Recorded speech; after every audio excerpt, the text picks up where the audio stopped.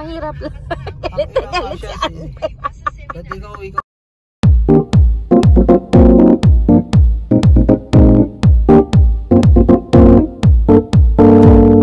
Ang mga peg nyo, lalamove days. Lalamove kami. Hirap na hirap siya kanina. Ang sikip ng daan. Ayan. Ito yung pinikap namin. Cake. O, ayan siya. Secured. Dapat kanan, di ba? Hindi, sunod pa rin. Ayan. Meron pa kami isang pick up. Sana hindi masikip dun sa dadaanan. Sa hindi ko na videohan. Oh. Ano si ante? Training si ante sa mga masisikip na daan. Balikan namin kay mamaya kung di masikip dun sa Caloocan. Vlog ka eh. Vlog ko na lang yung ginagawa na. Sikip na naman yung daan mga besh.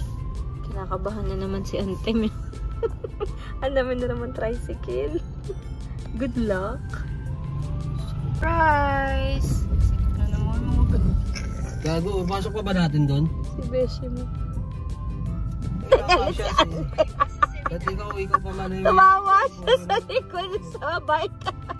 Huwag ka na magalit. Ganun talaga.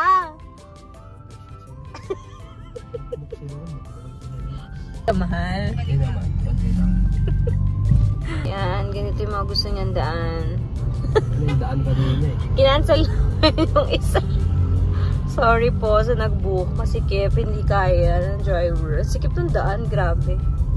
Kaya dito muna kami sa first stop. Lagi na lang kaming unang, hindi na kami nakapag-double book.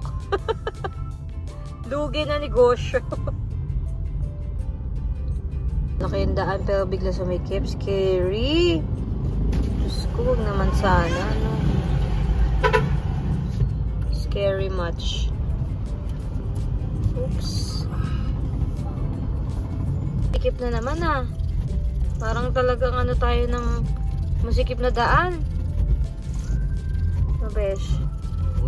Diyos ko, beshi. May nag-iihaw, oh. Sarap, oh. Diyos ko siya, oh. Diyos ko, taas ng namin, mga besh. Pero okay lang kasi walang kasabay. Hindi kaya masyadong, tense pa. Dito na kami sa next drop-off namin.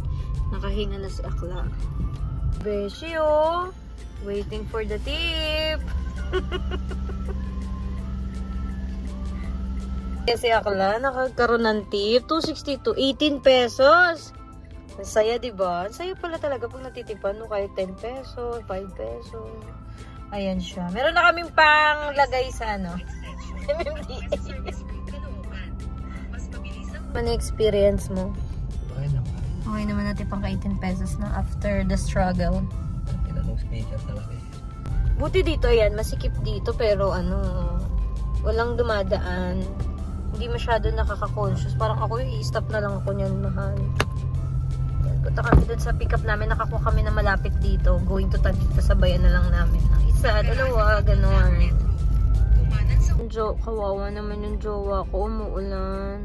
May sakit. Ito sana only nagwo-work pero kumakain. Ha? Ano, magagalit ka pa pag may maraming laman?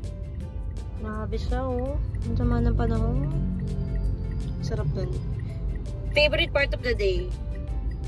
Tokneneng. Meron doon tokneneng ata or calamares pa ganun. Ako, mama, diyan ka. Ha? Diyan ka sa paan ko. Kasi may ilalagay doon sa may loob. Malaki.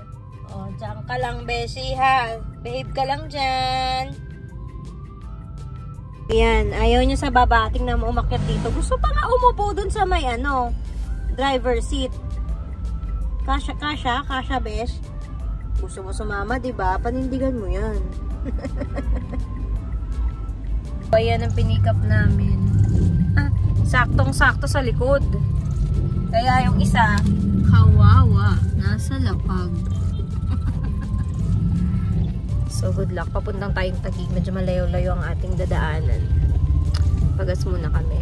Babu! Dito kami sa may Verleo Catering. Grabe, ang daming tao dun sa may pila dun.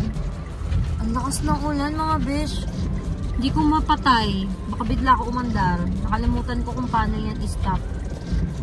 Ang Tagal ng jowa ko, kawawa naman ang lakas ng ulan. Ang hirap maghanap buhay, mga besh. Humila siya dun, sana hindi matagal. Ay, ayan na siya. Aba, doon na lang sa likod niya. Madami pala. Ilan kaya yun? Masarap kaya yung ulam nila? Sana all masarap yung ulam nila today. Going to Pasig na kami, tapos Taguig. Let's go. Sana hindi traffic. Practice ka kasi ano, party tray, food tray yung mga dala namin. Paano mo sasabihin sa client? Ma'am, sarap nung pinapick up niyo, ma'am. Sarap yung Noche Buena niyo, ma'am. Sana all po. Ano pa yung sa script? Nagutom ng hapon kami. Hindi po ma'am, magina po kami kailan po. Kapal na mukha. Si ma'am talaga. Ano nga po, ma'am? Alam mo lang po ya. Magbait na naman, ma'am. Kami na yung turing niya sa amin. Tapos pagdating doon, no, yari ka, masungit.